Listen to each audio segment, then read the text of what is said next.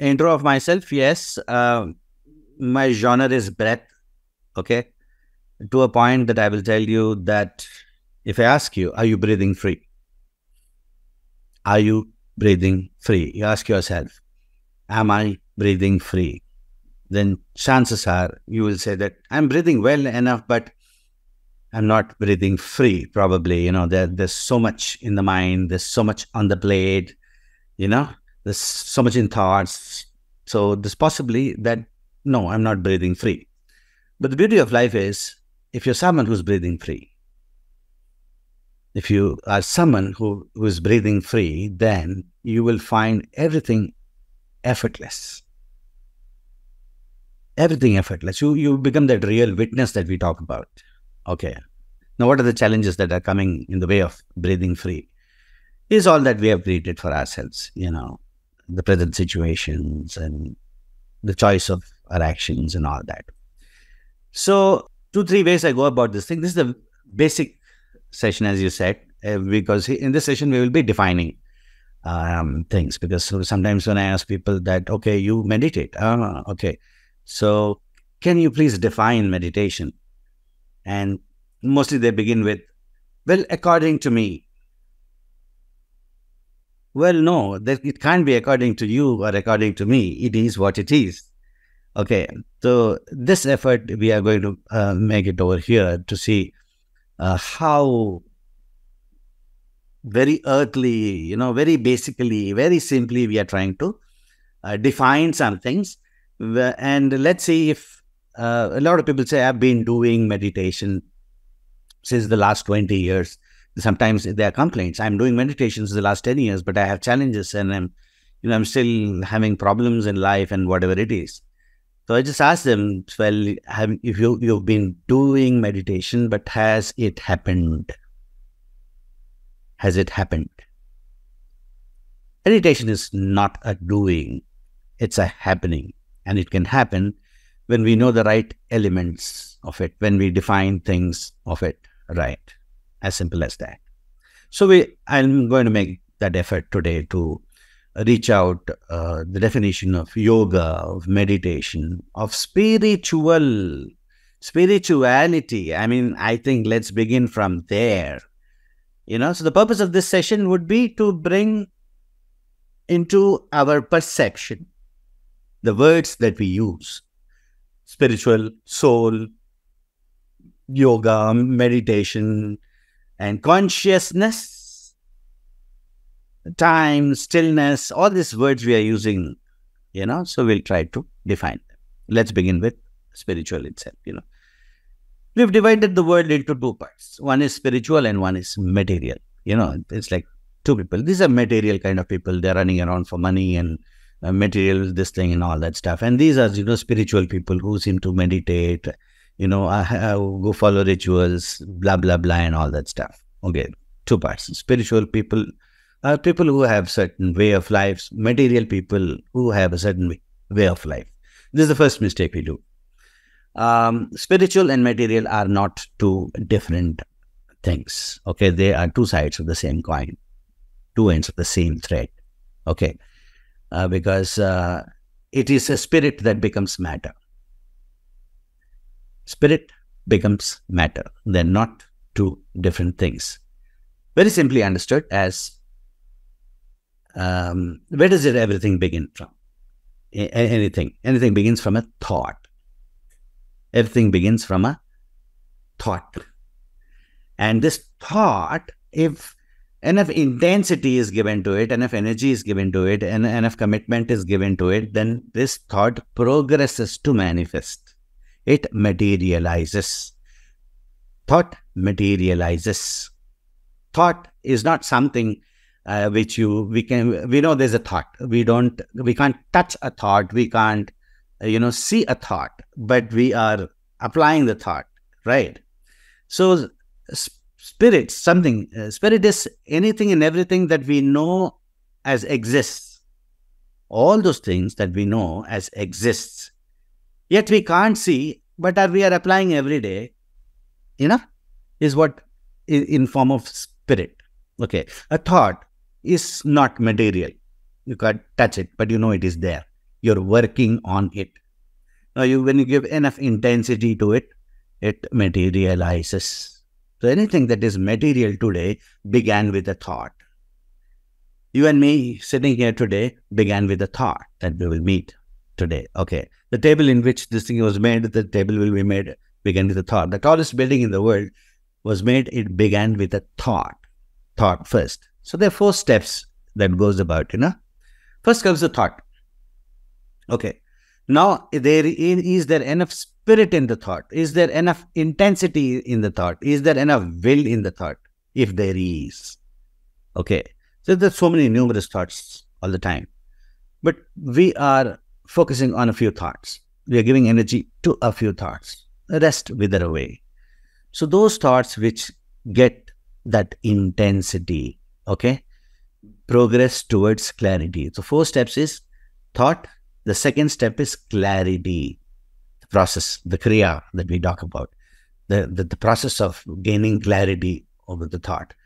Once the thought is clear, we progress to the 3rd step, the karma, the action. Okay, and then we have the consequence, the manifest. The thought, I want to buy a new house. Okay, the clarity, the whole process. Okay, do I have the money? Do I have to take a loan? How much is the price? Which is what is the color of the house? Everything. The clarity. Oh, can I see the house which I want to buy? Not yet. Clarity, not yet there. This progression won't happen. Yes, very clear. This is how I want my house to look. This is the color scheme I want. When clarity comes in the 3rd elements like, okay, action part of it. Chalo, kitna paisa hai, how to do it, how to go about it. Who's the builder? Are we building it? Are we, giving it to a contractor? Whatever it is, the action part of it. And then the manifest the house. Everything is these 4 steps. Thought, the process of clarity, action, manifest. Spirit becomes matter. They're not 2 different things. It's the same thing. Okay. 2 sides of the same coin. Okay. Another way of understanding this is we can bottle this down to our will. What is spirit? Spirit is our own will. Our willpower is our spiritual power. Spiritual is not God-mongering, nothing to do with this word divine. Now, suppose you use the word divine, I'll say, okay, let's define the word divine. Suppose you use the word God, I'll say, okay, let's define the word God. Let us not use words which are not in our perception. Okay. So, spirit, basically, everything that we know as exists and we are not able to touch it and applying is spiritual. A thought is spiritual. The initiative that I take for the thought to progress is spiritual. There's a spirit behind. I've taken an initiative. Okay. The commitment I give to the thought is spiritual. Can you touch the word? Is there anything called commitment that you can touch? You can touch, but you know what commitment means. You know you're applying it on yourself. Okay. Anything that exists, as exists, and you're applying in your life is, but you can't see and you're applying in your life is spiritual. Spirituality in the word, we are using the words, spirituality. No, we have produced absurd meaning of it. Duality. It ends with duality, means all about it. Spirituality simply means all about the spirit. Duality, all about the dual nature. Okay? Individuality, all about the individual. Intellectuality, all about the intellect. Duality is all about it. Spiritual is all about the spirit, all about the will, all about the intensity. See, no God-mongering, no divine, and no this thing about it. So spiritual, if you're spiritual, you're someone who's intense. Okay. So behind so many thoughts, some thoughts may get your attention and your intensity. You're spirited about it. Some thoughts don't get enough spirit, so they wither away, simple and straight. The word, the whole thing is I'm trying to build a foundation today so that we actually experience meditation today. I'm not saying that when you're sitting every day for meditation, you are not meditating. Okay, because out of the 100 people, I find 100 people seriously, sincerely are attempting meditation. Seriously, sincerely attempting meditation, but it's happening only at a few places. The rest are still attempting. So let today give you some finer points which makes you meditative. Okay, let the need for sitting for meditation, consciously sparing a certain time, not be there. May you be meditative each moment, right now also. Okay. So let's say, let's use a few words and progress, build the foundation and then go for it. The word yoga. Okay. How do you define the word yoga? Have you thought about it? Yoga. What is yoga? You read the book and say, yoga means union. Literally, the word means union. Yoga. Okay. And then somebody will tell you, oh, morning I have a yoga class. I'm going for a yoga class. Basically, what they mean is they are going to a center where they would do some asanas, like going to a gym. They'll do some asanas. Asanas are good for our metabolism. Okay, good for blood circulation, for good breathing and all that. But asanas are not yoga. Asanas make the body ready for experiencing yoga. The body should be ready, right? I mean, you're sitting to experience something and the body is bothering. You sit for meditation also. When it's bothering, the spine is bothering, your stance is bothering. Asanas help you in making the body ready to experience yoga. But asanas are not yoga. Okay. So, union. Yoga means union. Union of what? Okay. We are experiencing life as we began as energy and its matter. Everything that exists basically exists as energy and its matter. Okay. So it is anything is tattva and padartha. Tattva, the nature of the element, and the element itself together. Let me give you a small example of the food we eat. The food we eat. Padartha. Material. Why are we eating it? We are eating it because it will give us energy. Means what? Energy is already embedded in the food. Okay. So, the food that I'm eating is already in a state of yoga. The element and the nature of the element. The carrot and the vitamins that it is carrying. The fruits and the vitamin C and everything, whatever it is carrying. It is already there in it. Okay. Now I eat the food. What happens now inside? The digestion is a process that happens. What happens? There's a separation. Separation of matter and its energy. Matter goes back to where it came from and energy is used by the body. This study of union and separation of energy and its matter is basically the study of yoga. Okay. But more simplified, let me tell you the purpose of yoga. The purpose of yoga. Most important. Okay. Me, the seeker, this is my seeking. The seeker and the seeking. When the separation is lost, when you lose the separation and you experience, is that state of yoga. When the seeker and the seeking meet, is yoga. What is the guy there in the Himalayas doing? He's trying to lose him. He's seeking something. He's seeking a union with whatever he is able to perceive as life.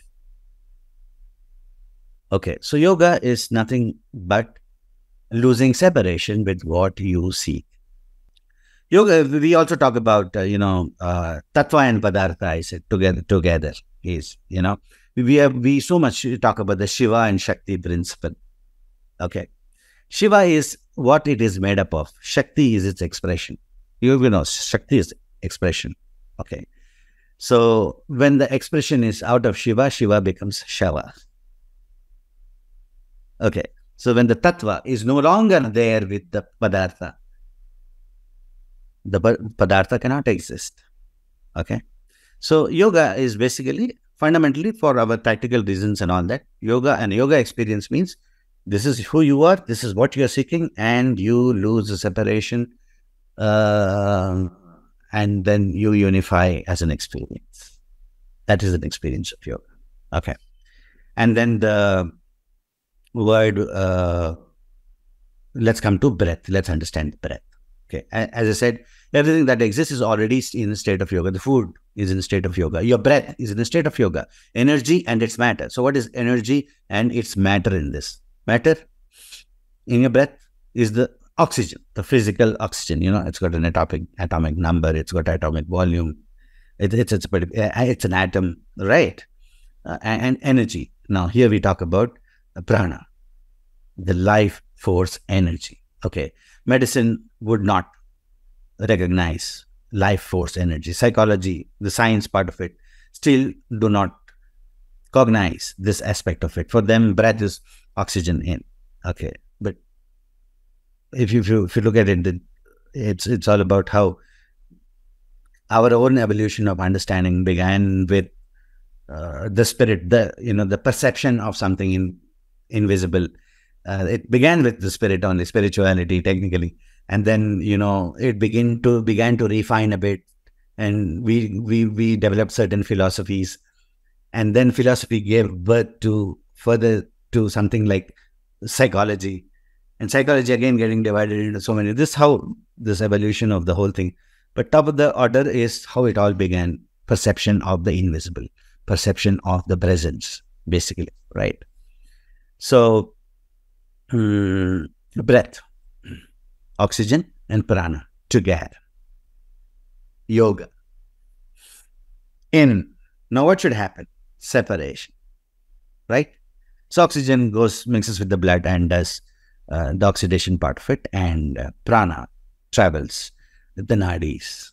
Prana, the life force energy, travels in different ways, in 5 different ways throughout the body, and reaches each and every. Prana pours life into every cell, basically. Okay. Where there is prana, there is life. Right. So 5 different ways, because if you must have heard the word pancha prana. We talk about pancha prana. The oldies at home, especially in South India, they have a mannerism. They say, "Oh, I put all my pancha prana into you." 5 different ways. So I'm not going to the technicalities of the 5 different ways, but I'm telling you what each breath has a different action in the heart, a different action in the stomach, a different action below the hips, down the legs, a different action in the shoulders, neck, and head. Right? 4 हो गए. Each breath. Prana at the chest, samana at the stomach. This is knowledge. It's okay, but then just know it. At the stomach, below the hips, apana prana vayu. Prana, samana, apana prana vayu. You see, you take your long breath, and you see the force is going upwards. The shoulder, the neck is upwards. Udana. Okay, 1, 2, 3, 4. Where's the 5th one? The whole body is breathing. It's from childhood we were telling you the skin is breathing and all that. The whole body is breathing.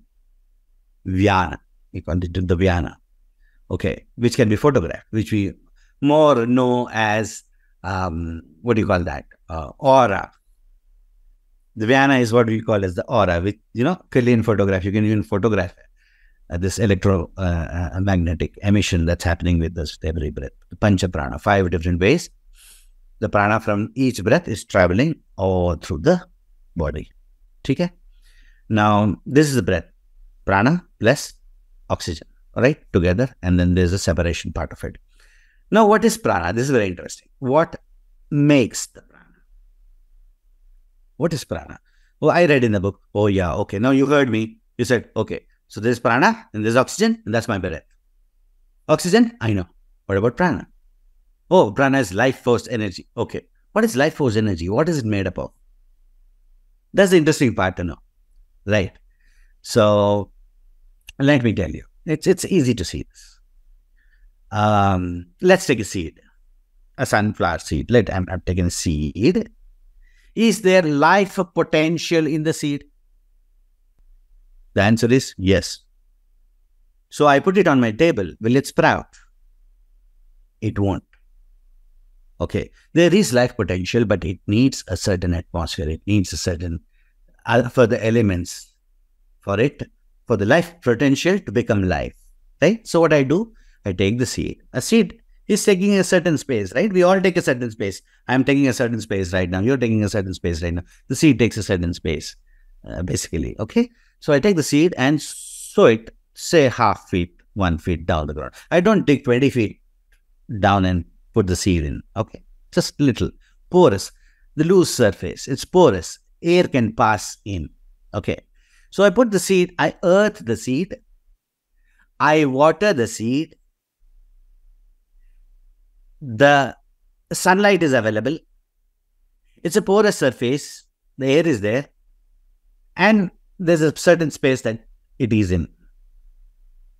Now all these 5 elements have come in.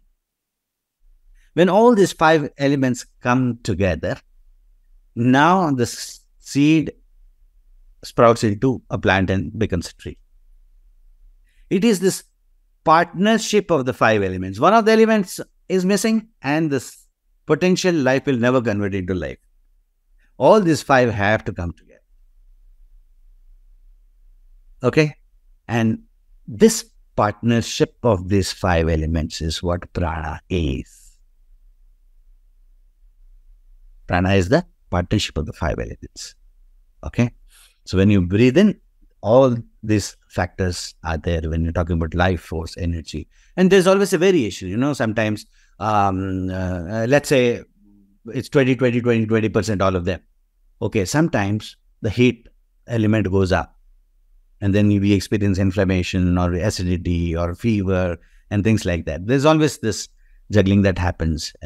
But prana is basically this 5 elements, the partnership of 5 elements. Okay.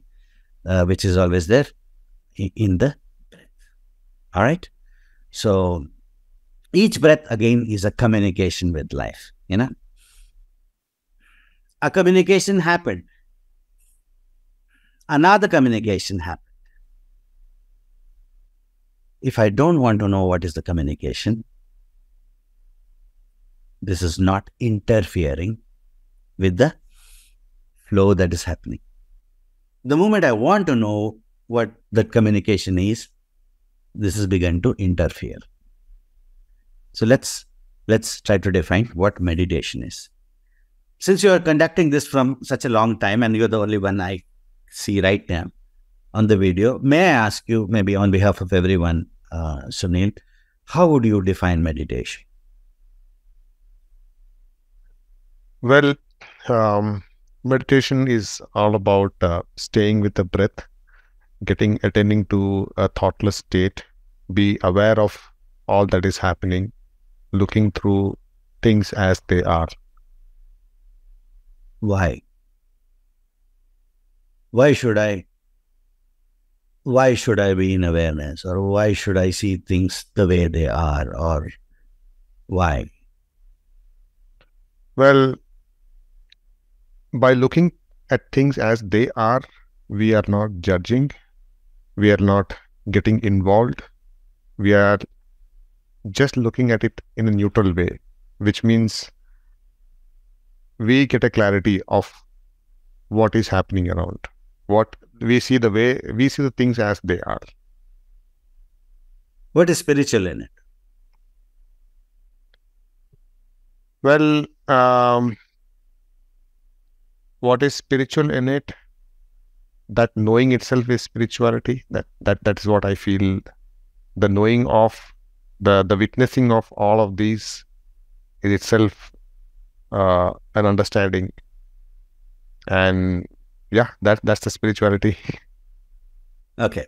So spirituality is all about spirit, I said. Okay. Spirit is something which you can't see, but you know it is there and you're applying it, adapting to it and all that stuff. Okay. Nothing else. No God mongering, no prayers, nothing in it.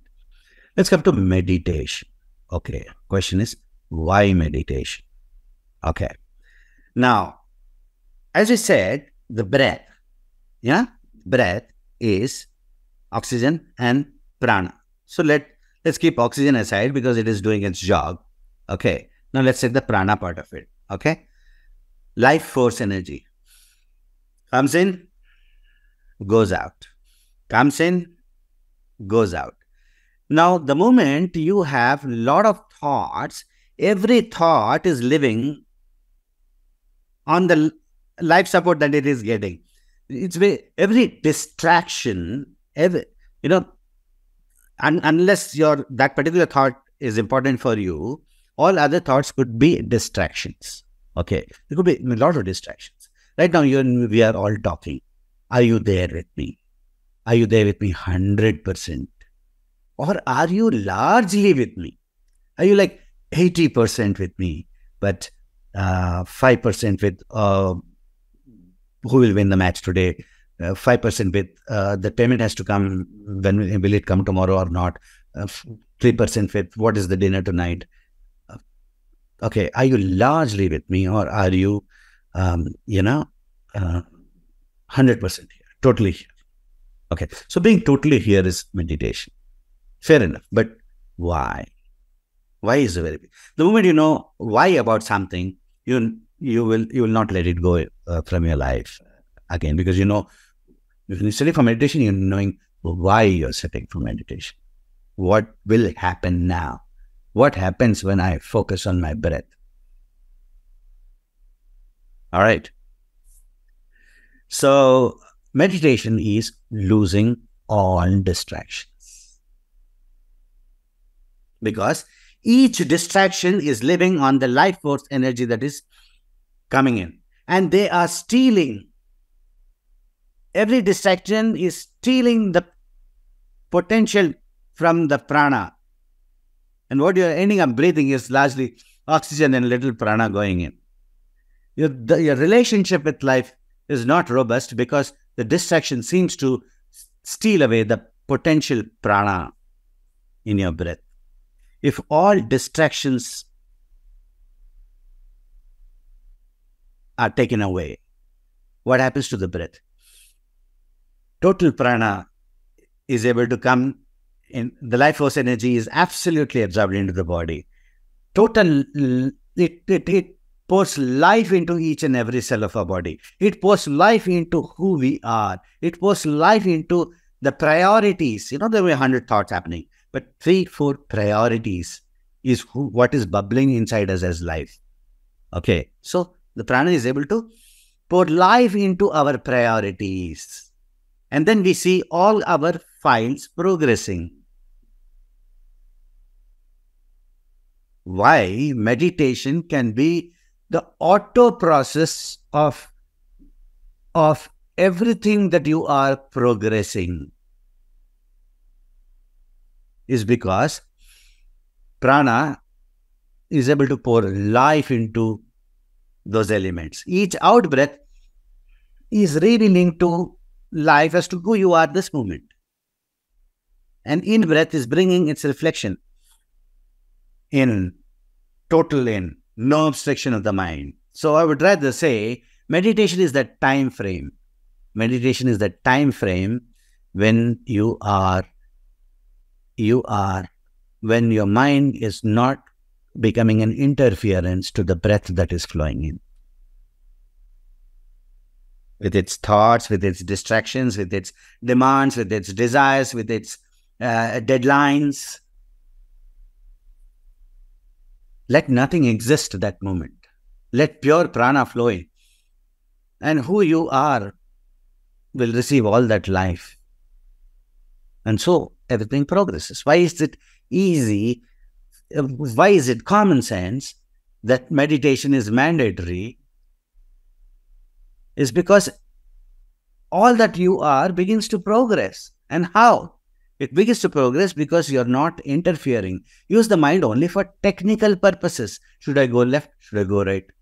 Should I buy a red shirt or a black shirt?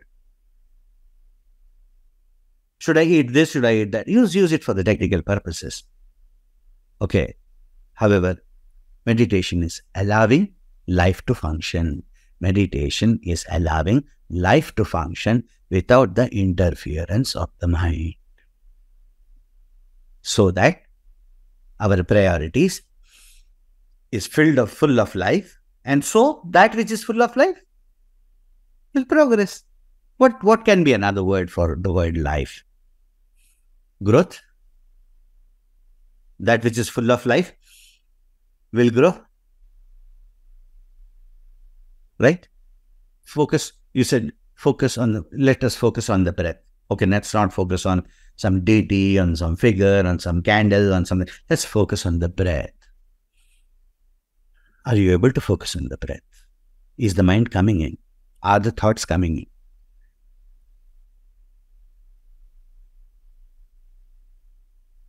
"90 out of 100 people who come into meditation, after some time, go off. They give up because they see nothing seems to be moving. The only reason for it is that it has not been defined in them. That's all. Meditation is allowing life to function in you without the interference of the mind. That's all. Simple. So everything becomes an auto process, like that of a child. We were all born one day. We were those little ones in the mother's lap. Day one. No mind, no thought, no cognition. I don't even know this is my mother. It's just that good vibe that I'm in. What am I doing? I'm just breathing. What is a child doing? Just breathing, right? And what's happening as a result? What do we see? Timely, nice massage is happening. Timely bathing is happening. Timely pampering is happening. Timely food is coming to it. Timely it is being pampered, put it to rest and all that. Everything that a child needs is coming to it on its own. It doesn't even know to ask. We all experienced that. One day, we were breathing like that, and our experience of life was effortless. Everything came to us on its own. Later on, as we begin to cognize things, our consciousness began to go outside, mind began to come in, we became smart. We forgot to breathe and we became smart, and we now are making schemes as to how should I propose this thing to my father so that he brings this to me. How should I, plan, how should I speak to my mother that she feels good about it? Planning begins, scheming begins, all that mind activities begin. The innocence of the child's breath is lost. Is it possible that can we breathe like a child again?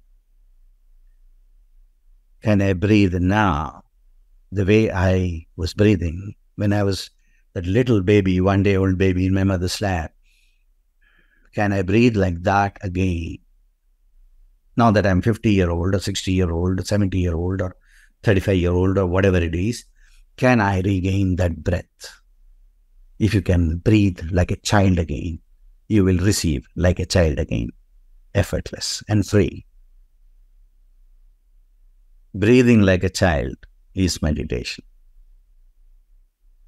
No interference, right? Okay. So still, we are not using words like holistics and divine and God and ritualistic and nothing at all. And why the breath? Why the breath? Okay. Let's do a small exercise. Now, as I said, let us experience that state of no mind. We thought, maybe many among us are able to be that keeping this engaged in something and allowing life to function, and everything is smooth in your life because you know what meditation is. Okay. However, let us do a baby step now. The first exercise, a small exercise, and see what I am actually meaning. All right? Okay. If people can come into the video, please do. Please come. Please come. Or if there's a reason you can't come in, okay, you look at what I'm asking you to do. Okay? Spine straight wherever you are, however you're sitting. A small 3 to 4 minute exercise, just to get a tinge of that. Spine straight. Why spine straight? again is important to know. Why spine straight? Okay. See, the three aspects of the body. One is the skeletal structure. The bones are properly fitted there where it has to be, right? Okay. Two, the muscular structure, the muscles are all fitted in to give that elasticity in our movement and all that. Three, the organs. The organs are not fitted in all well. All our organs are hanging. So when I'm sitting spine straight, my lungs, intestine, pancreas, everything are in right place. The moment I'm sitting like a hunch, okay, I'm putting some pressure on the intestines and the prana flow won't be good. So spine straight so that all the organs are properly in place. As you breathe, prana is being able to being absorbed properly well. Okay. Another thing, let me remind you before I progress onto this on meditation is please understand. I mean, somebody tells me, I had a wonderful meditation today. Wow, what happened? I don't know. After 10 minutes, I just got blanked out. Felt so relaxed and I absolutely fell asleep. I tell them, hey, oh, great, you had a good sleep. But that is not meditation. Meditation, please. Now, remember, as you listen, it's a seed going in and let that seed work inside you. Meditation is not relaxation.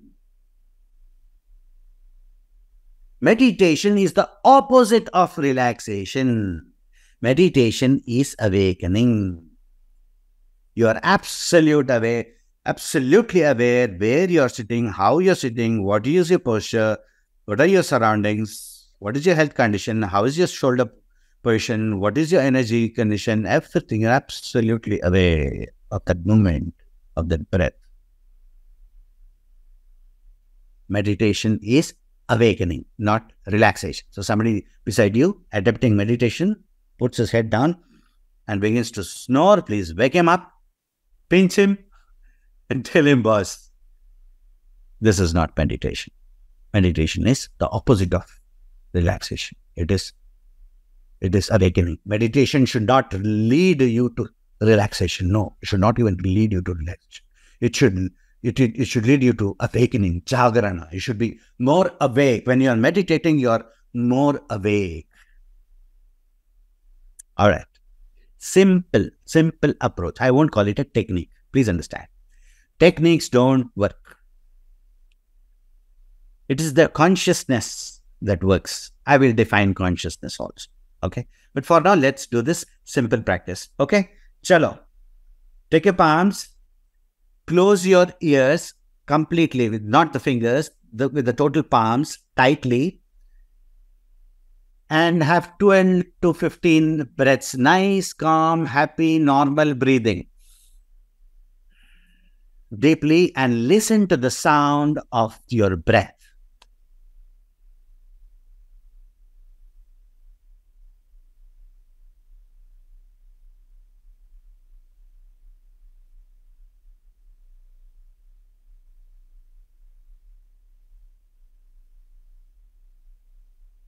Close your ears absolutely tight.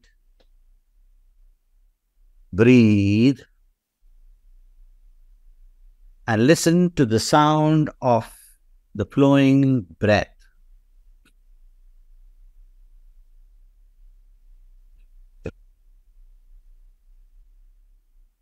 Ten, 15 breaths.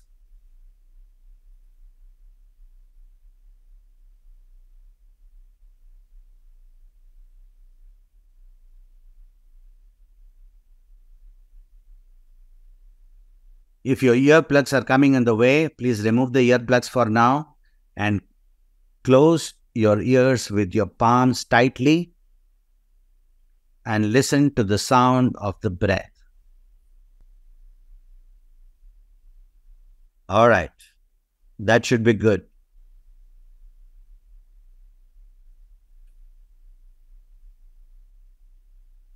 That should be good.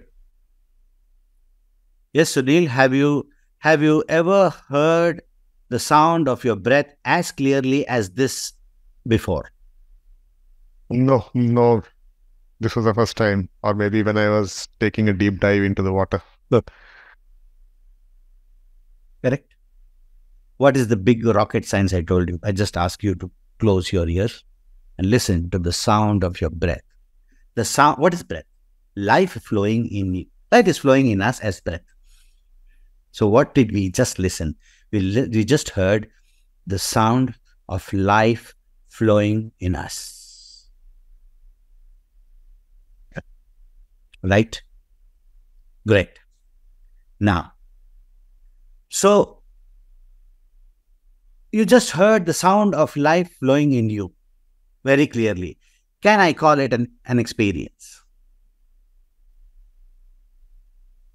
You just experienced the sound of life in you. Can I call it an experience? yeah, perhaps. Where is that experience now?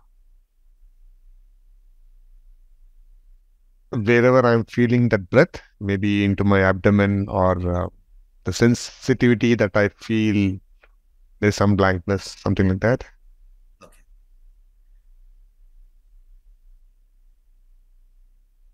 You know the Twinkle, Twinkle, Little Star. You read lower kindergarten.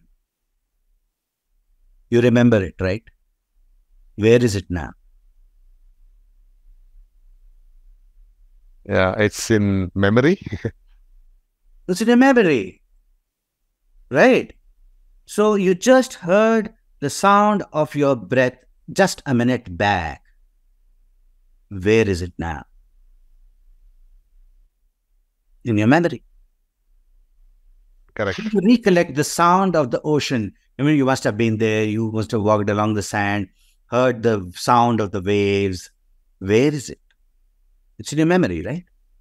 Correct. Can you relive that moment of you being there in the beach, walking along it, the water gushing, and the sound of waves? You can recollect, right? Yeah. So can you recollect the sound of breath which you just heard 2 minutes back, right? Right. Now, what we'll do is, we will not close our ears. For 3 to 4 minutes, absolutely attempt it, okay? Try to replay the sound of the breath.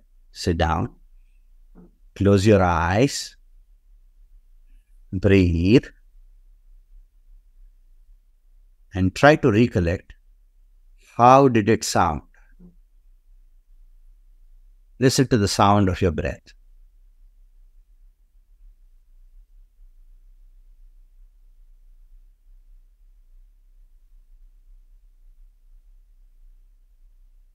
The mind may tell you it is not as clear as it was when I closed my ears. It's all right. You just recollect that memory. How was the sound of breath just a couple of minutes back?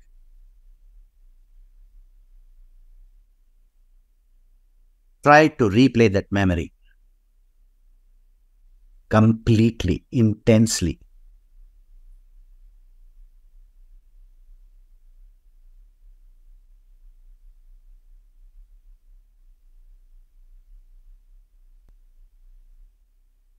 Go deeper. If you're not able to listen very clearly, try a little harder.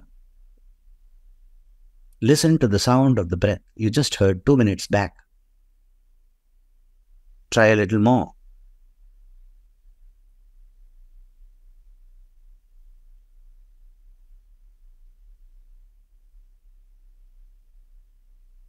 Try a little more to exactly recollect how did it sound like.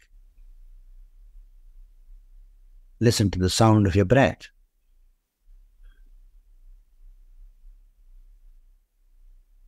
Try a little more. Take that off. Close again. Listen to the sound of the breath. Release your hands. Now begin the recollection again. Do it. It's a beautiful thing. It will lay a good foundation for you. This is how it sounded.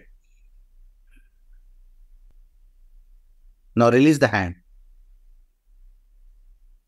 Keep listening to the sound of the breath. Keep listening to the sound of life flowing in you.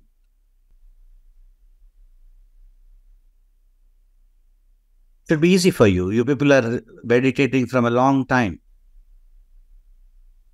Just focus on the sound of breath, just the way it sounded, just a couple of minutes back. You remember Twinkle, Twinkle, Little Star from childhood. Why can't you remember the sound of breath played just a couple of minutes back? Try harder. Try a little more.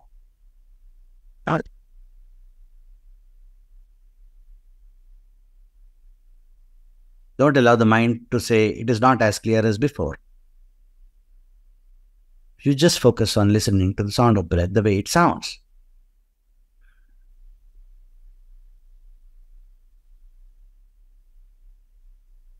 Relax. Open your eyes. Slowly open your eyes. Just relax.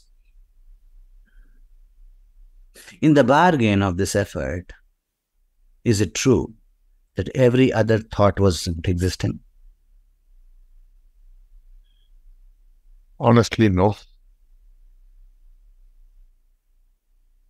Then you put all your effort in trying to listen to the sound of the breath. Put your technical brain totally into, no, I have to listen. I just heard it just a minute back. You put it all that. Every other thought did not exist.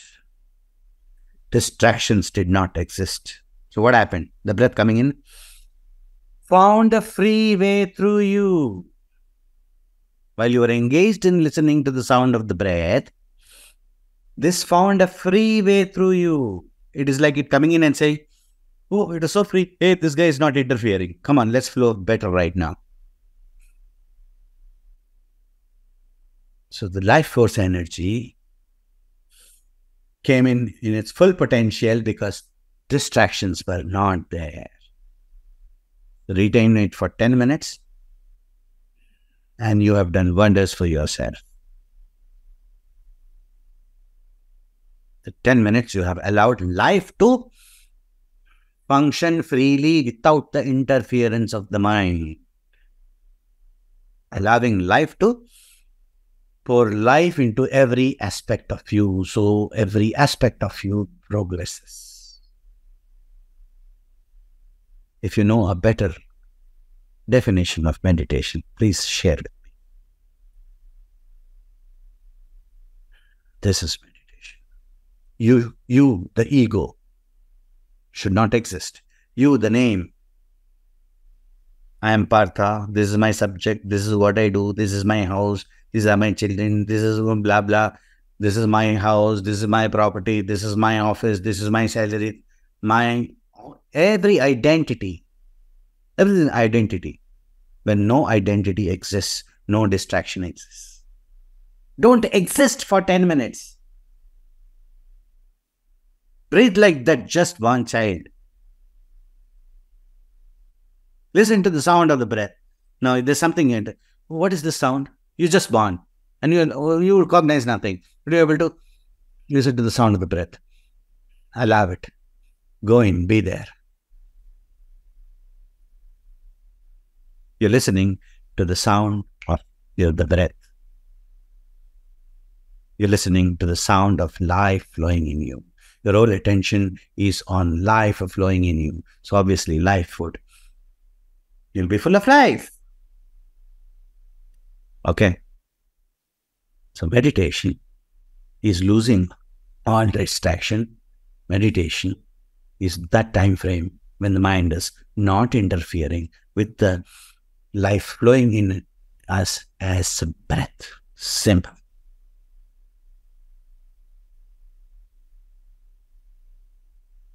Good? No divine as yet. All right? Okay. Let's progress. A couple of questions are critical to progress, to meditate well. A couple of questions. A question is, like we are talking about, like, who am I? And this is always there with them. Books, gurus, teachers, philosophy, all this will try to take you to that question.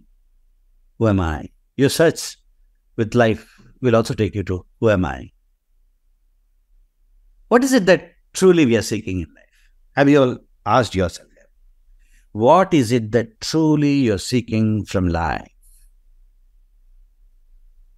At, at the surface, it seems like name, fame, travel, abundance, money, blah, blah, blah. At the surface, it seems that. Go deeper and you'll find no. We are probably trying to establish a connection with everything that is life. Establish a connection with that which we are seeking, Establish a connection with everything that exists. Establish a connection with the principle of life, with that which is functioning as life, the principle that is functioning as life. We're trying to establish ourselves there, so that this is what I seek. This is bubbling in me in life, and my out breath is revealing to life what it is all about, and then I'm getting a reflection from it. The moment I have a perception of a word, like say for example, I say, okay, I'm talking about Amitabh Bachchan for now.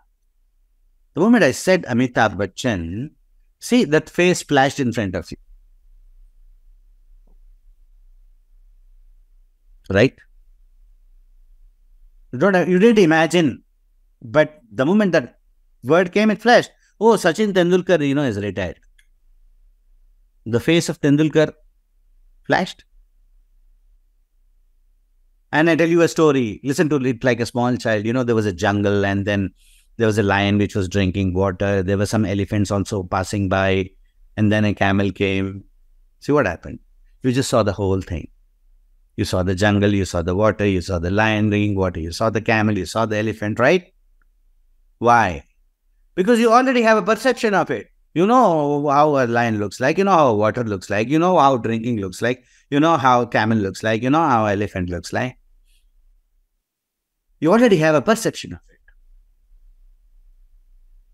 it. I was walking the other day on the beach, and then I met Gracie D'Souza. I met Gracie D'Souza. You're able to see me now that because you know who I am. But you're not getting a catch-up who Gracie D'Souza is, because there's no perception in you as to who Gracie D'Souza is. Okay. So similarly, if these words that we use, God or presence or consciousness, life, breath, if these words become a part of our perception, we will be able to connect to it. You're able to connect to Amitabh Bachchan, but you're not able to connect to Gracie D'Souza because she's not in your perception. She's not an image inside you. So only when there is a perception, there can be a connection. Once there is a connection, there can be a communication. Once there's a communication, there's a projection, there's a reception. Right? Your out-breath is projecting who you are. Light is bringing back its reflection to us.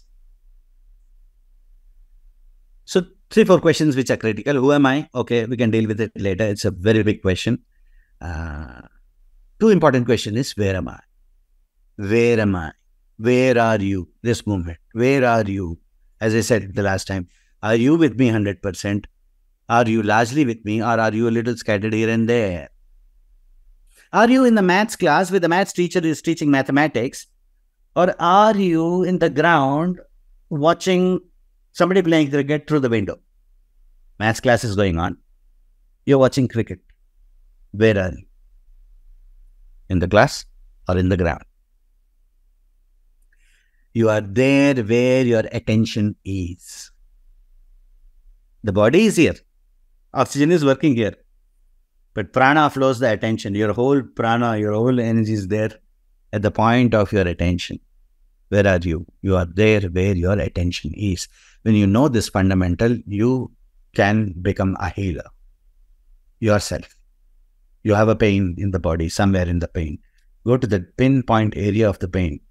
Be there and just breathe. The prana from the breath travels largely to the point of attention. Mix it, breathe, and the pain would be gone in some time. Try it and see. Fundamental at the very basic level. Where are you? You are there where your attention is, and prana flows the attention. Another question is, where are you breathing from? Hey, where are you breathing from? Oh, from my nostrils. Yeah, I know that. Where are you breathing from? Oh, from this room. I'm in this room, so I'm breathing from this room. No. Where are you breathing from? You're breathing from the zone of your present feelings. You feeling happy? You feeling happy? More happy thoughts are coming to you. It's like happiness, sadness, anger, emotions, thoughts, celebration, all these say they exist in a scale of 1 to 10 frequency. You're happy this moment, you're breathing from the zone of the present feelings. So there is an enhancement in the feeling. You're feeling that more. Who are you? Who am I? Who am I? Good question. Let me see if there's an answer to it.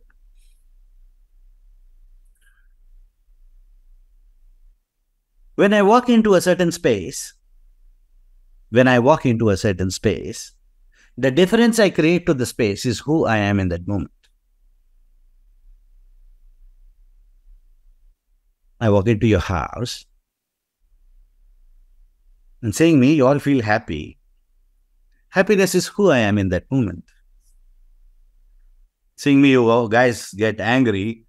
Anger is who I am at that moment.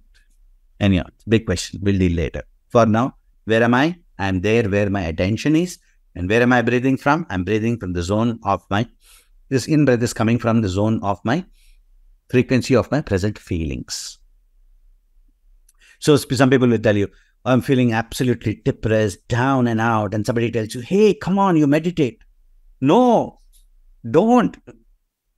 You'll increase your depression. You're not in a state of mind at all. Don't do anything. Go and watch a movie. Go play around. Have a coffee, pani puri, something and all, which all makes you feel better. Come out of it. Come out of the mess and then come to your breath and then listen to the sound of it and then come back. It will enhance who you are this moment. You're breathing from the zone of your present feelings. Okay. So now let's try to define consciousness. Somebody, please. I would love to hear. We use this word, the consciousness is this. We use this word so commonly, right? Consciousness, Chaitanyam and all that. Somebody, please. I would love to listen. Something. I will know exactly where, this whole thing is. I'm just trying to make your meditation sharper, that's all. So that you don't exist in those moments and you allow life to function. So at those moments, you become a piece of life, not a piece of ego. So consciousness, please, somebody. Sunil, pitch in. Well, I just want to check if somebody wants to answer that. You can raise your hand. Because earlier I found a couple of them chatting, putting the reply in the chat. Oh, there was somehow something? missed. Yeah, there was something, so I missed to pick that up. But the conversation was so intense. Yeah, Satya is. Yeah. Satyaji, I have admitted. How would you define consciousness? Yeah. Awareness. So awareness word is already there. Now why consciousness? Another word for it.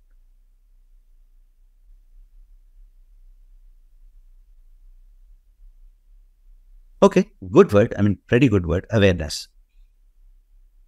I'm conscious about it. I'm aware about it. Okay.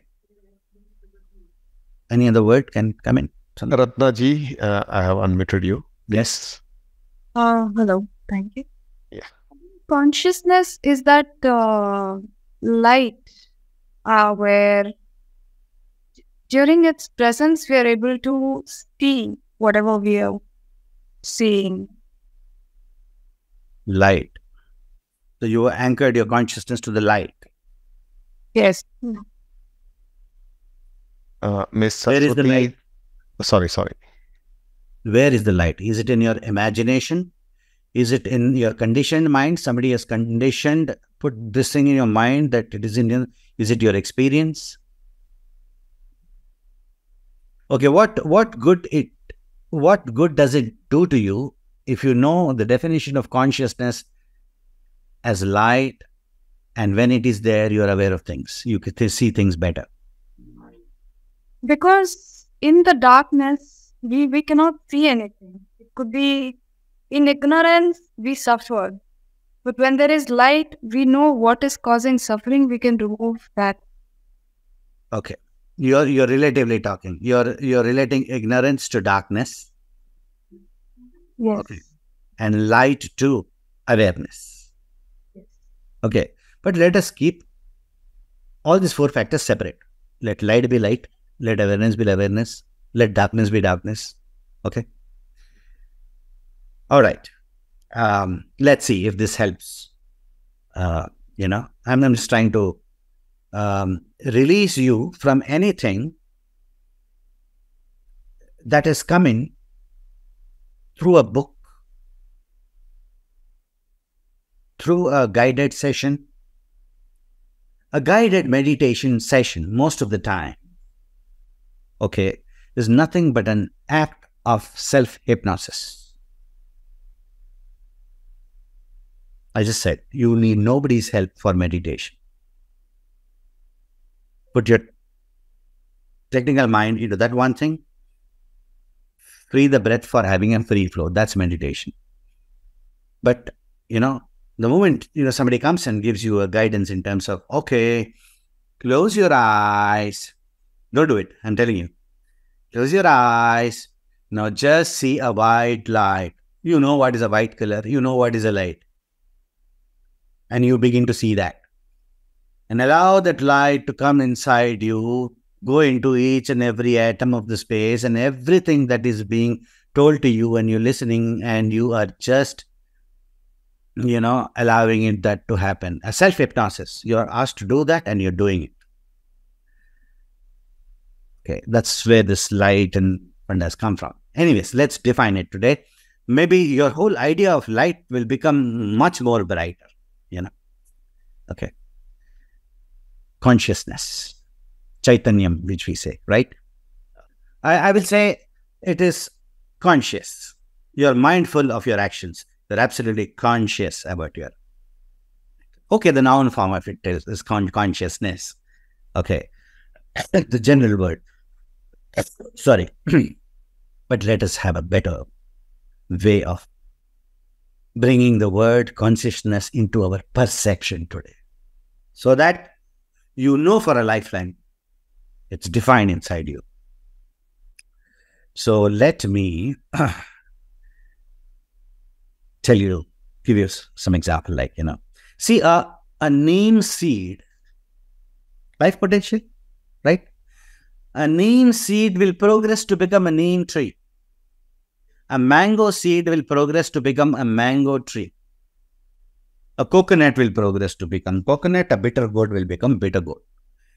Neither of them accidentally also will become the other.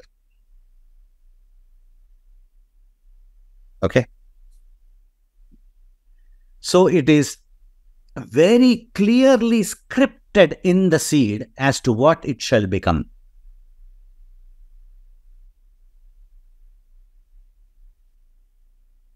It is very clearly scripted in the seed as to what it shall become. This script is its consciousness. Let me give you another example.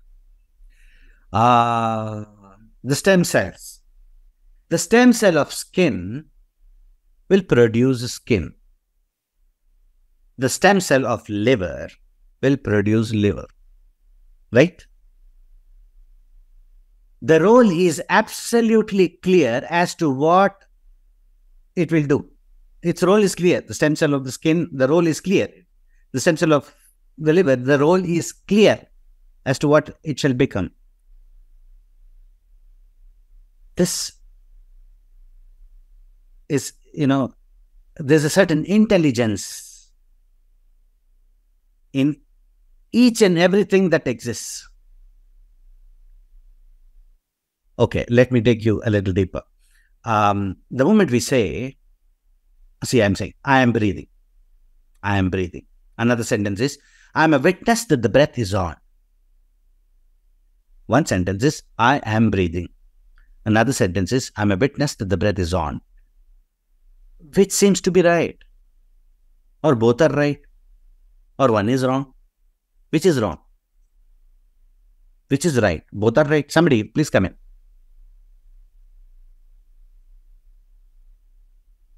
I am breathing. Is it right? Grammatically it is. I am a witness that the breath is on. I'll tell you where the problem is. I'm talking. I choose not to talk. I'm running. I choose not to run. It's in my hands. I'm singing. I choose not to sing. I'm breathing. I choose not to breathe. Is not a possibility. In a body which I claim as mine, the most important function is the breath. In a body which I claim as mine, the most important function which runs is not in my hands. I have no control over it. If I try to control it, I will interfere and I'll cause problems to myself. I will not breathe. How long? So, I am breathing is grammatically correct, but functionally not right. I am not breathing. I am only a witness that the breath is on. I am a witness that the digestion is happening. I am not digesting the food. I am only a witness to the fact that the digestion is happening. I am only a witness to the fact that the blood circulation is happening. I am only a witness to the fact that the lungs are functioning. I am only a witness to the fact that the eyes are able to have a vision and are able to see. I am only a witness to the fact that the hairs are growing. I am only a witness to the fact that the nails are growing. I am only a witness to the functions that is happening in a body which I claim as mine, and I have no control over it.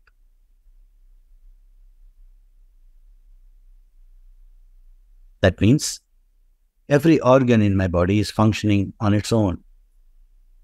Correct? If every organ in the body, organ is made up of millions of cells. Okay, that means there is a constant communication between each cell with each neighboring cell, and which is allowing the organ to function well. If there is a constant communication between two cells, that means there is an intelligence in each and every cell.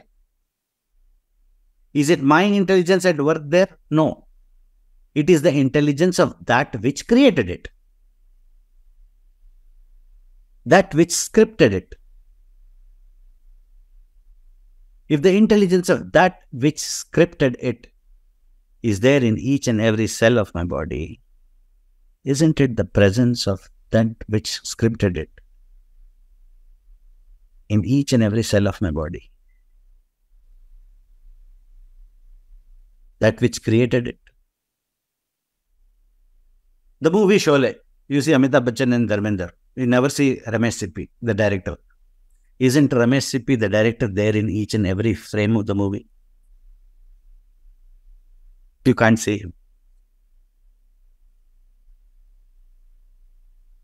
So, each and every cell in our body is also very clearly scripted as to what its role is. This script is its consciousness.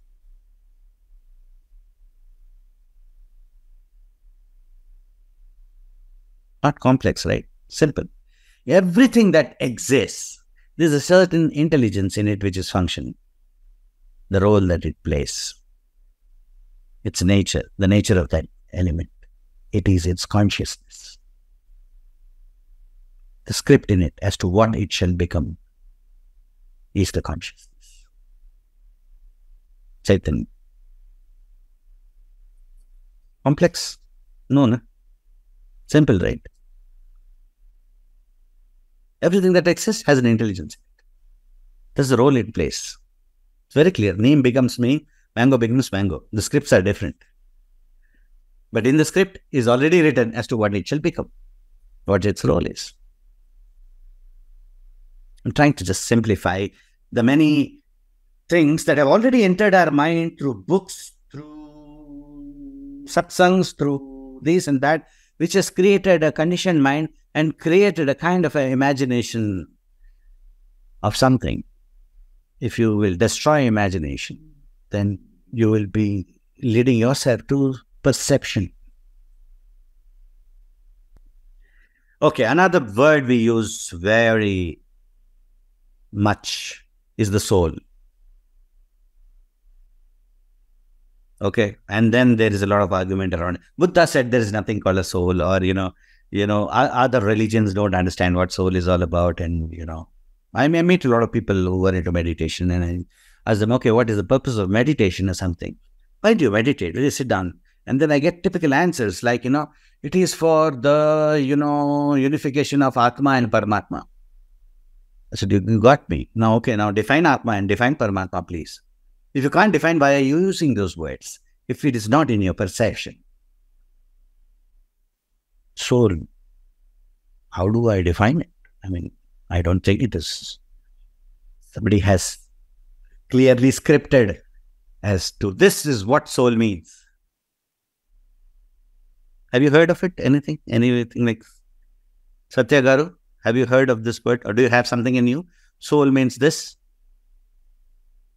Rather, you may have an image inside you, like, a man is there, he's alive, and now he is dead. So something called a soul, which is probably like a light going outside the body, and, is it that kind of an imagery that you have about soul? That is because our movies, different videos, this, that, blah, blah, blah, have projected to our eyes that there is a soul, is a light in you, and you're dead, and this light goes out, and then I'm not going into other subjects today. What happens after death, blah, blah, blah. No, that's for some other day. For now, let's define soul. Let's simplify it, boss, first. Let's simplify it. That makes our life easier. Okay. Now, we say, for example, yesterday I went to that program, that guy was singing on stage. He was good, but, the soul was missing. We're using this word a lot.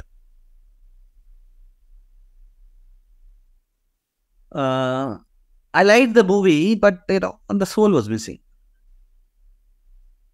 Don't we use it like this? We're using the word, mind you. It was good, but, the soul was missing. Hey, how was Partha's session? Hey, it was good, but the soul was missing. Right? Soul was missing. What does it mean? What do we mean when we say the soul was missing?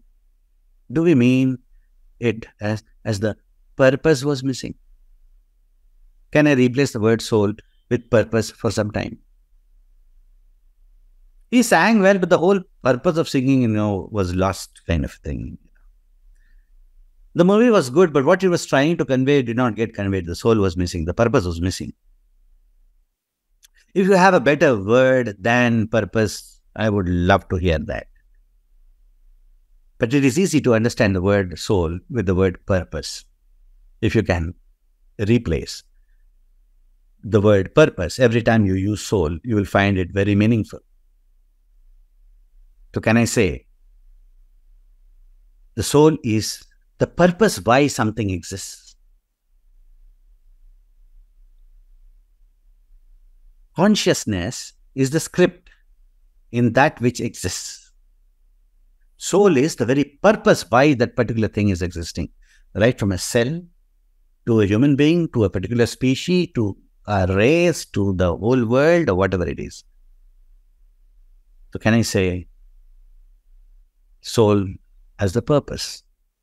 See, it will be difficult right now, because soul is there in the mind as some kind of a light in me. It's just the soul which is there in me. That is why I'm alive. The soul goes off and then I'm dead. This kind of conditioned mind is there. However, right now, today. You don't have to absorb everything. Take time. Absorb it. See what is coming to your mind. Is it through some book, some influence or something like that? Or no, how do you feel about it? When you are using the word soul in your daily life, and when you're using the word, what are you actually meaning? There's the trick, and you catch it. You're always using the word soul, and you can replace the word soul with the word purpose. Maybe you can use it, you can replace the word with a better word. I would love to have a better word to it. But for now, soul is the reason why something exists. It's not a thing. It's a reason why something exists. Okay? चलो थोड़ा light करते हैं, बहुत भारी हो गया session. Okay? So let's talk about time. Time. What is time? All these things I'm building a foundation so that at the end we have a nice little meditation of 8 to 10 minutes. When you, the ego, the name, the personality, all the identities do not exist. I'm just beating around the bush to come to there. Time. How would you define time? Can you define time? Which is the most important time? You will see that time is an experience. Time is an experience. There is an examination and you are not at all prepared for it, and there is 1 hour left.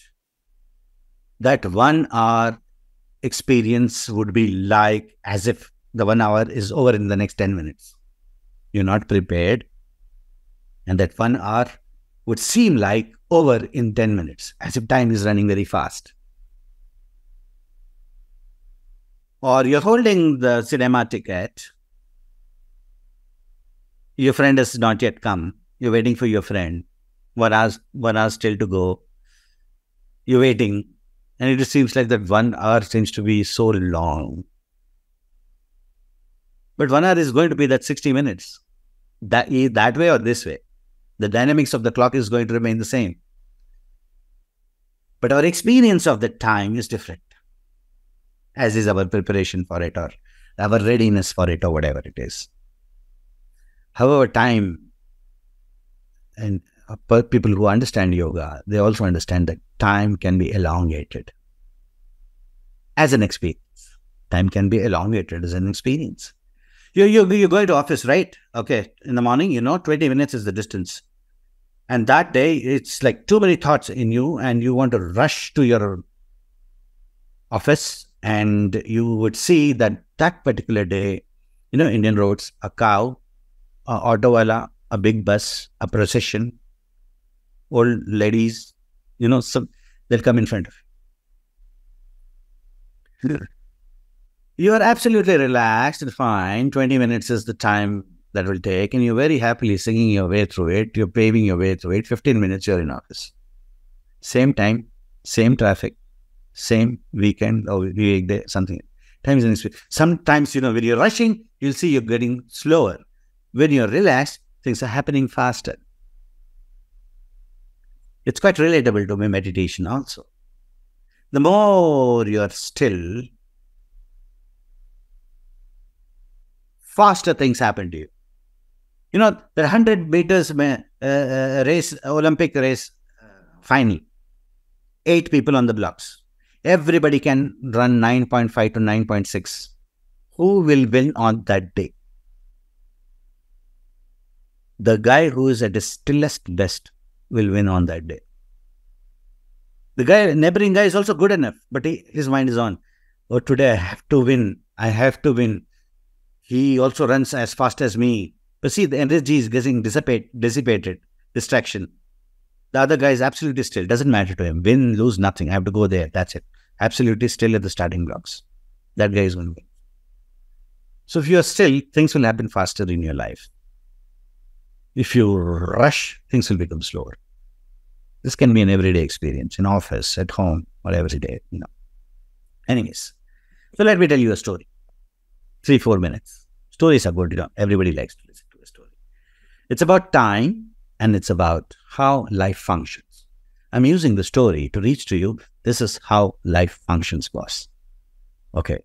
I mean, आजकल तो Facebook का ज़माना है, because I remember I'm sharing the story since the last 15-17 years. This is my favorite story. I want to reach it to everyone. So I don't know how much I have reached across, but it's the story of the pregnant deer. Now, this is a story which is in my surface memory every day. I don't have to recollect because it is so functional with life, So let me tell you that. Okay. Listen to the story like the small children. Yeah, they're listening. What do you tell them? They're able to see. Right? So try to see, perceive whatever I say. So that particular 3-4 minutes, that particular day, it's a great story. You can go and tell it to your children, go and tell it to your family, go and tell it to your office, because this is how life functions. This is how time functions. So that particular day, there were dark clouds. You know what dark clouds are. You're able to see that. Dark clouds. And there are. Any moment it's going to rain cats and dogs.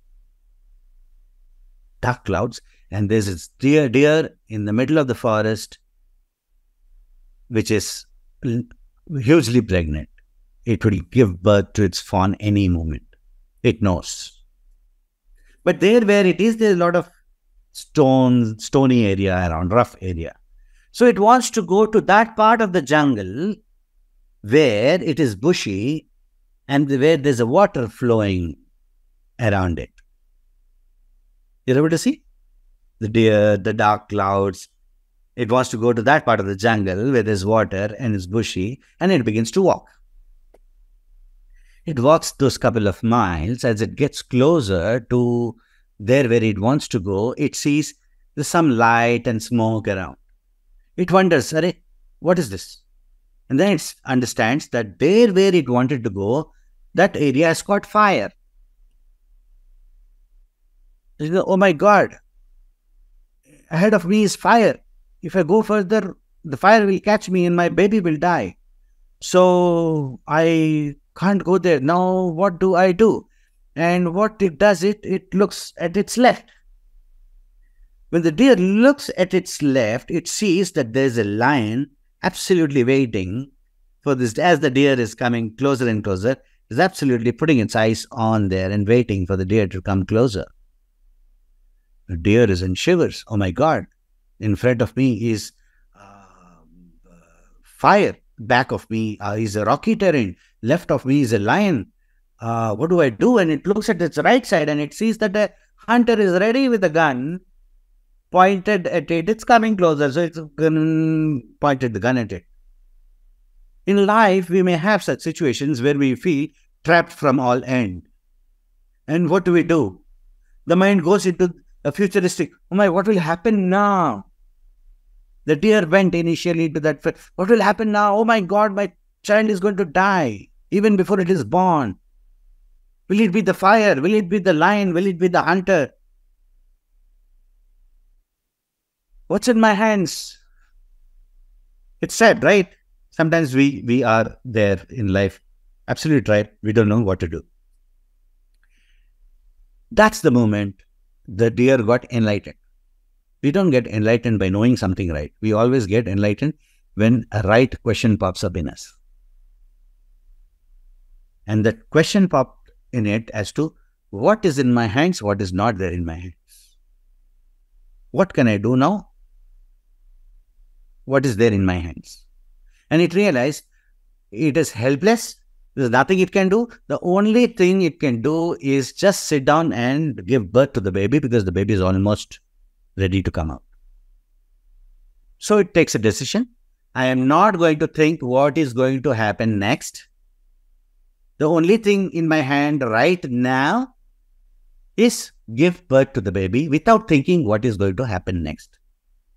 So let me just sit down and give birth to the baby, and it sits down.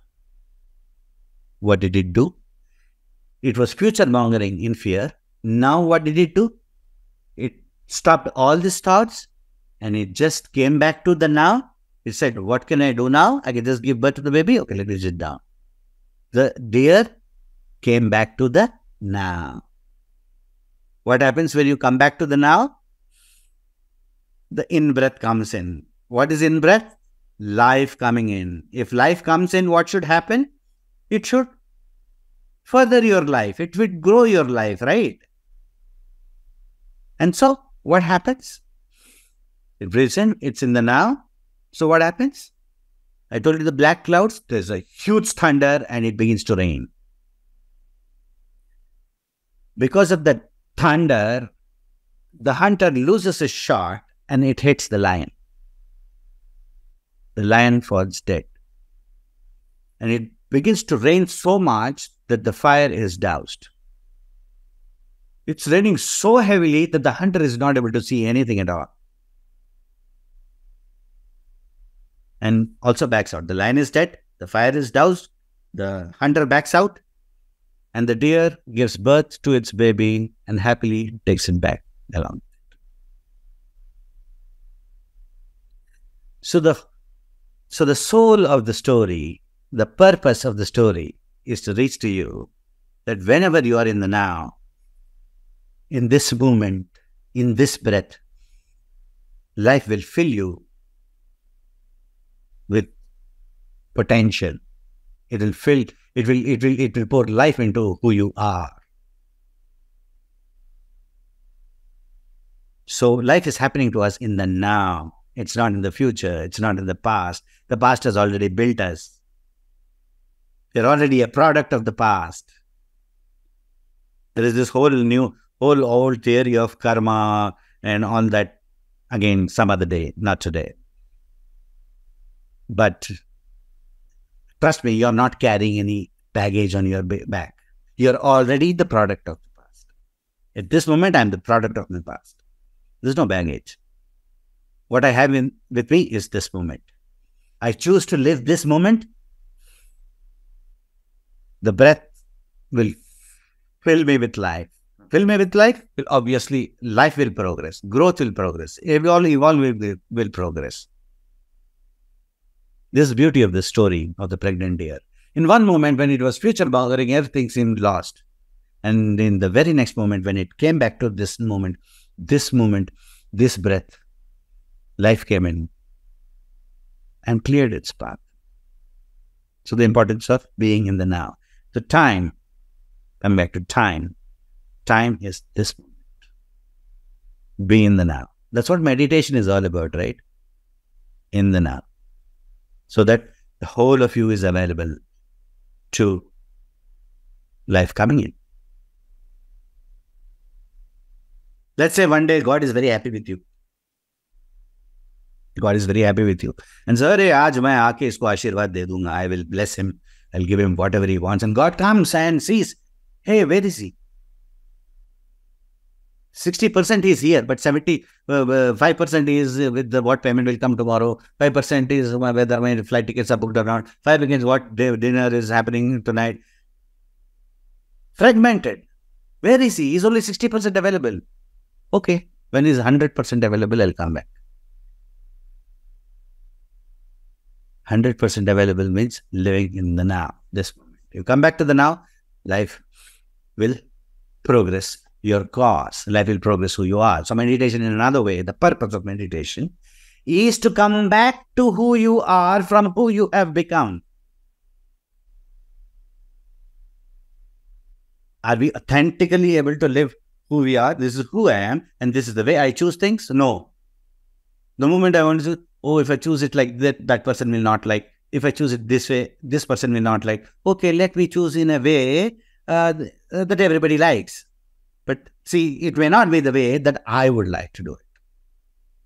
So slowly, this social conditioning has made us somebody else.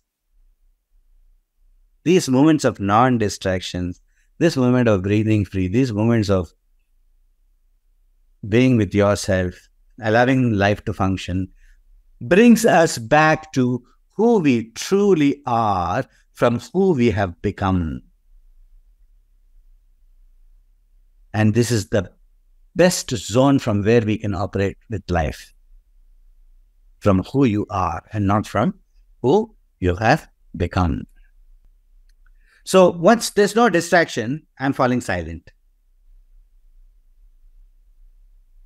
The more and more I'm falling silent, I can be still. Okay. What happens when I'm still? Have you seen the movie The Karate Kid, the old one? Jackie Chan wala? Well, not everyone must have seen it. Okay, where he takes to this boy up in the hill and he shows some water. He says, okay, the holy water or whatever. He says, look into the water. And the boy looks into the water and says, what do you see? What do you see there? He says, I see myself. And then he disturbs the water. So now what do you see? Oh, I can't see myself anymore. Okay.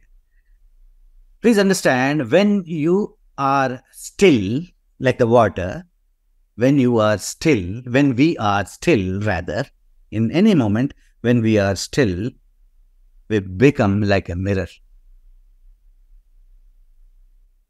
And anything that peeks into the mirror finds itself in it. When you're in a stadium full of people who are dancing, Michael Jackson ka program chal raha hai, a lot of sound and all that, everybody's dancing. There is one guy who's not dancing. You look at the distance, you can clearly pinpoint who's not dancing among the whole crowd. Quite similar is the state of stillness. All that mess and all that, or among all the people around you, if you are the one who's most still, you're the one who's breathing well, you're the one who's accessing life more. When you're still, you're like a mirror. And when anything peeks into that mirror, it finds itself in it. Just remember that. Okay? So before, obviously this can't be a complete session and all that. We will have a small meditation. I'll add some elements to it right now. Elements about the breath. Okay? Number one, we will try to listen to the sound of the breath. Without closing our hands, we will listen to the sound of the breath. Number two, we will keep our out breath longer than the in breath. It's very simple. When we breathe normally and breathe out very slowly,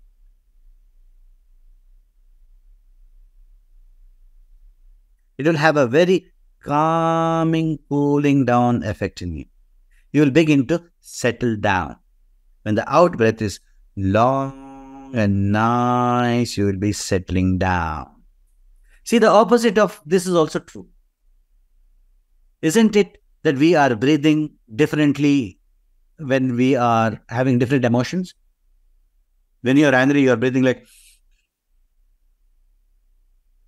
When you are happy, you are breathing like. When you are sad, you are breathing like absolutely punctured, shallow. Every emotion, every thought is affecting the breath. Another good definition of yoga would be, when you are happy, you are breathing a certain way. When you are happy, you are breathing a certain way. Consciously, you can breathe a certain way and you can begin to become happy. Yoga is like mathematics. If A is equal to B, B is equal to A. If you're happy, when you're happy, you're breathing a certain way. You can recollect, how do I breathe whenever I'm happy? This is the way I breathe when I'm happy, right? And soon you'll find you're touching those happy thoughts, happy elements around you and all that. Okay? So, elements are, listen to the sound of your breath. Element number 2 is, keep your out breath longer than the in breath. Okay? And element number 3, okay, which you can induce today, is keep your attention just below the navel. Where are you? You are there where your attention is, correct? When you were in your mother's womb, this is the area from where you formed. This is our original pranic center. Even after we are born, we are breathing with the stomach. You see a small baby sleeping, with the stomach go up and down and on. As slowly cognition comes up, unconsciously, we lose this ability, and the stomach breathing comes to the heart itself. No, we are taking all the load of the mind in the heart. Anything happens, it skips a beat. Now it is the time to shift this back to its place, back to the gut. So how do you make that pranic center alive again? Take your attention just below the navel. That's where you began from. Okay? Where are you? You are there where your attention is. Okay? So as I said, a guided meditation is largely like self-hypnosis, which I don't want to do. I want you to be with insights. So I'll just share the insights. You just be with it. Okay? Close your eyes. Why you close your eyes? You don't have to close your eyes. You can keep your eyes open and meditate. However, closing eyes is like shutting your door to the images of the outer world to come in this moment. Okay? I'm only asking you to keep your consciousness, to keep your awareness inside the frame of the body and not outside. Alright? Let me guide it through. Sure. Spine straight. Relax. Breathe well. Breathe easy. Nice. Long and nice. Listen to the sound of your flowing breath.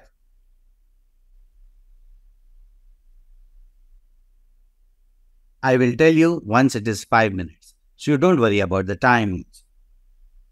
Just allow yourself.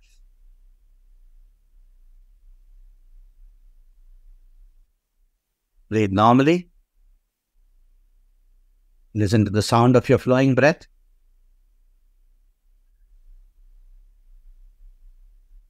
Take your attention to around the navel area, just below the navel area. Where are you? You are there where your attention is. And what are you doing there? You're breathing there.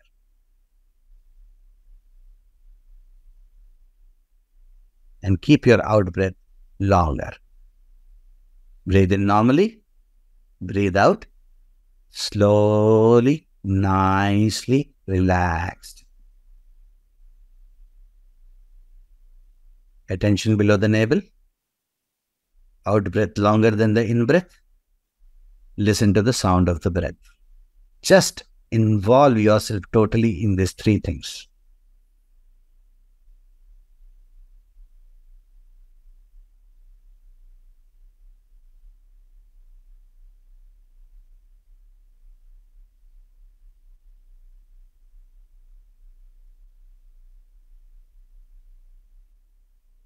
We will beat the external world later on. We will beat our questions later. We will meet our life situations 5 minutes, 10 minutes later. Right now, let's just enjoy this adventure. Attention below the navel. Out breath slow and long. And listen to the sound of the flowing breath. Everything else can wait.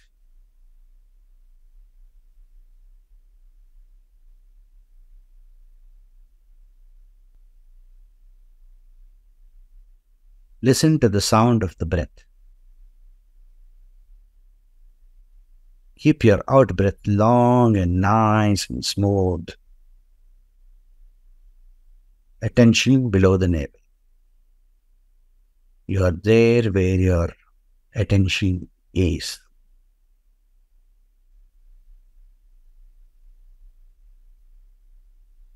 Awakening that pranic center with which you were born.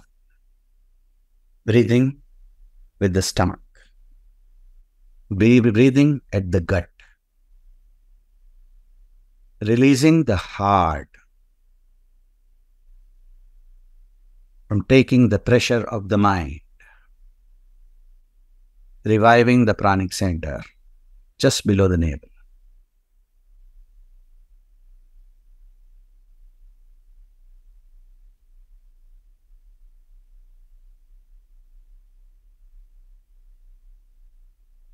Attention below the navel, out breath longer than the in breath, and listen to the sound of the breath. Simple.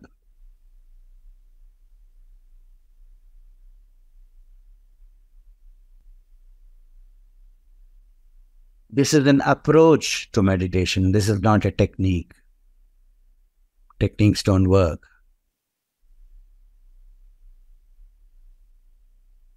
Your approach to keep your technical mind engaged in something so that all other distractions are gone, so that the breath is full of life, so that it pours life into everything that you are, so that everything that you are progresses organically, naturally, allowing life to function without the interference of the mind.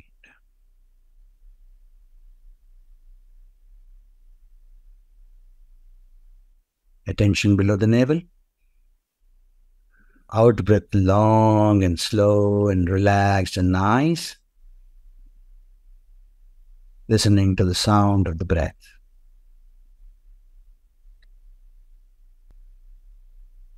You can keep doing the same thing now, just slowly, pleasantly, calmly, with a smile on your face. Slowly open your eyes. Continue breathing the same way. Your attention below the navel, your out breath longer than the in breath, and listening to the sound of the breath. Slowly open your eyes. Any thoughts playing on, Cyril? Well, I don't want to think. Vikramji? That's it. No thoughts? When you're sitting for meditation, are you able to reach this state of absolutely no thought? Yes. If yes, good. Or else, this is the approach. So, quick rehash. Meditation is just allowing life to function. So this is kept engaged somewhere. Because when life functions, it pours life into all that we are and all that we are, and it's just simple. Okay? And spirituality is all about spirit. I said, duality is all about spirit. Spirit is everything that you know as exists. And you're using it, you're applying it, you can't see it.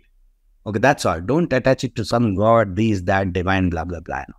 It is just your own will, our will. If you're willing, you're spirited. You're not willing, you're not spirited. Simple, right?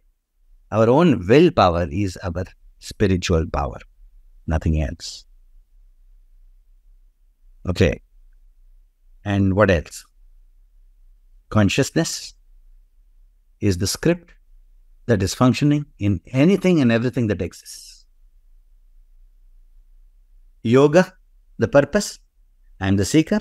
This is what I seek. When I lose separation with what I seek, I become one with it. I experience yoga. I experience union. How do I become that? When I become still, I become mirror. I become like a mirror. So what I am seeking finds itself in it. Is how it's a yoga experience, basically. That's what it is. Okay? Yeah.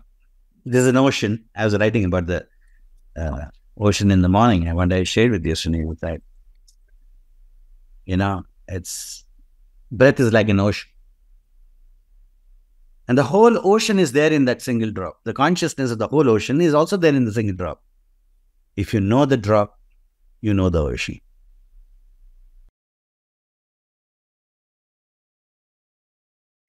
So many thoughts keep coming in. How do you minimize or just have only one thought? Very simple. Very simple. It's a lifestyle a decision you take. I just told you, your willpower is your spiritual power, right? So, who is holding your will? Nobody else. It's you. Your will is a matter of you, correct? Now comes the thoughts. Oh, so many thoughts, right? There are constructive thoughts. There are distractive thoughts. I'm not saying destructive thoughts. I'm saying distracting thoughts, which produce nothing, right? Okay. Any moment you can ask yourself, how am I feeling right now? Oh, I'm feeling good. Why am I feeling good? The reason why I'm feeling good is because of the present thought I'm entertaining. Simple. Okay. How am I feeling right now? Oh, I'm feeling so depressed, down and out. Why am I feeling like that? Obviously, it's a thought which is making me feel down and out right now. Correct? It can be a thought which can make you feel so good, and it can be a thought which can make you feel down and out. Correct? So now you take a decision, a lifestyle decision. Any thought that cannot enhance the quality of my life in this moment will not be entertained. Can you do that? I'm feeling down and out. Why? Because of that particular thought which is playing in my mind. So I'm allowing that thought to put me down and out this moment? No. Any thought not enhance the quality of my life in this moment, I will not entertain. Why should you give attention to something which is not making you feel good? So it's a lifestyle choice. You feel, I'm down and out, oh, this thought. Oh, no. I am never going to entertain any thought which is not going to enhance the quality of my life this moment. Simple. Is that good? You are free today evening and you have two friends. One is a very happy, jolly, happy-go-lucky guy, jovial fellow. Another guy is sad and depressed and all that, blah, blah. Okay? And you're free this evening. Whom do you want to spend your time with? Naturally. You'd like to spend your time with the happy guy, right? That's how life is all about. Okay. Good things happen to happy people. The moment you put that nonsense out and you've chosen to be happy this moment, life wants to walk in. That which is knocking your door comes to the door and tries to check. Oh my God, this guy is a sad, depressed guy. Should I come or not? Okay, later on. Not right now. Because if I enter, he'll make me sad. Let me keep away. Oh, he is happy. Okay, let me go in. Because once I go in, I'll also be happy. Just like you choose to be with a happy friend of yours, everything that is life also wishes to come to you in those moments when you're happy and not in those moments when you're depressed, down and out. So it's a lifestyle call. I shall not entertain a thought which cannot enhance the quality of my life this moment. Simple. One question I have is that as we become still and we are able to finally unburden ourselves, we seem to come to that point we keep questioning that what is our purpose. And you did try to explain that our breath is our purpose. But if I were to understand what you shared, that means everyone's purpose is the same, right? To help themselves. Can you explain what do you believe is the purpose? Huge question.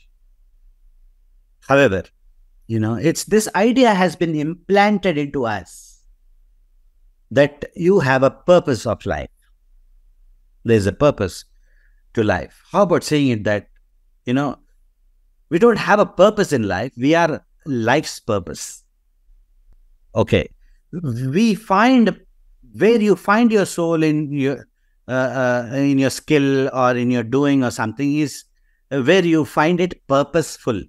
When you do something and you find it purposeful and reaches out, is what the purpose is. The purpose is not what is normally ingrained in this, that we are born to experience life, we are born to burn our karmas, we are born to the many things that we are born to marry, we are born to produce children, no. Okay. It's like, life has no purpose. But what we do ends up, it's like correlating in a word called destiny, let us say. There's nothing called destiny. But what we make out of our life is what we call as destiny later. Okay. So there's no purpose of life. But if you can make it purposeful, that looks like it's the purpose of your life. It's a huge question. Quite, a lot of areas to be covered. For now, if it is okay for you, don't think that you have a purpose of life. Make it purposeful. Through what you do, through what you choose. Is that good enough for now? Make it purposeful. There's no purpose. There are a lot of things like that. Let me tell you. What is taking away your willpower? Okay, what is taking away your willpower is the lot of nonsense we carry in the head, and all this nonsense taking life away, as I said initially, prana coming in, not able to go in totally inside you because all these thoughts are stealing the potential away before it reaches you and is able to do anything at all. Okay. So how do you enhance it? You have to realize what was not there in that small child's breath and what is there in your breath. As I said, if you are able to breathe like a small child again, life will become auto process. Everything will come to you on its own. Empowered you will be. Okay. Now, since we are adults, we talk about will. A child does not have a will. He's not willing to remain silent. He's naturally, organically silent. Okay. But now the question is about will. What is bothering is your will are three factors in our breath, in our mind. You know what are they? What is affecting your will is the questions that keep popping up all the time, to which you do not have an answer right now, but they keep popping up all the time. There are questions inside you, which is distracting you. The compulsions of the moment. There might be compulsions in the moment. You don't like doing that, but there's no choice. You have to do that. Because right now, there's family, there's responsibilities, and all that. Given a choice, I would not do it, but then I have to do it now, compulsions. And third is expectations. There's expectations from yourself, expectations from your surroundings, there's expectations from your family, from your office, from everything. These three factors are playing in our breath all the time. Questions, compulsions, and expectations. Yes? When these are stealing away the potential prana that can enter you, obviously your will is less. If you can find yourself a way to release yourself from all these three factors, let's say these three factors are not there in your breath right now. How will your breath be? Clear. And you would be intense in whatever you will be able to do because nothing is distracting you away.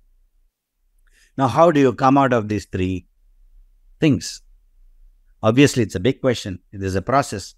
But I'll quickly tell you because it popped up. Because it popped up means there's a purpose of the question in this moment. And if I don't answer, the purpose will be lost. The soul will be lost. So I don't want it to be lost. Right? Simple. 3-line answers I'll give you. Questions. How do I shut these questions bothering me? Okay? Which questions are these? What will I eat today evening? No, this is not the question which is bothering you. What will happen tomorrow? Will that promotion happen or not? Will I get that payment or not? These are the questions which are bothering. What will happen tomorrow? What will happen after 5 years? Will I be able to construct that house? Will I be able... Right? Futuristic, normally. Nobody has an answer to that. Not that yogi sitting in the Himalayas also. So don't waste your time with these questions. So what do you do with the questions? They are there, right? Answer them. Give it an answer. What's the answer? One single answer to all the questions that you have. I don't want to know. What will happen tomorrow? I don't want to know. What if that promotion does not happen? I don't want to know. I don't want to know. I don't need to know. When you're able to give this answer to those questions, the questions never pop up. You're someone who doesn't want to know what is going to happen tomorrow. You're just in the moment and in the flow. Okay? 2, compulsions. Nobody likes compulsions. We don't like compulsions. But in the moment, it is sensible that you continue to do what you're doing. Okay? So how do we release ourselves from this conflict of compulsions? Simple. In the moment, accept it. Energy will change. Things will... See, you're fighting with it. It is persisting. Accept it. The energy will change. It will ease. So till the moment it is there, just simply accept it and you'll be at ease. 3rd, expectations, right? Expectations is the mother of the word called disappointment. If you were ever disappointed in your life, it is because of an expectation. Somebody did not behave the way you wanted. Somebody did not give you what you wanted. So, okay, somebody, it's expectations. You expected this. You expected to be first in the university, but you became 10th in the university, whatever it is. Expectation from yourself also. Release yourself from expectations. Do your best in any given moment. Tell the questions, I don't want to know. Accept the compulsion in the moment temporarily and release yourself from all expectations. When these 3 factors are away from your breath, the whole breath is available to you.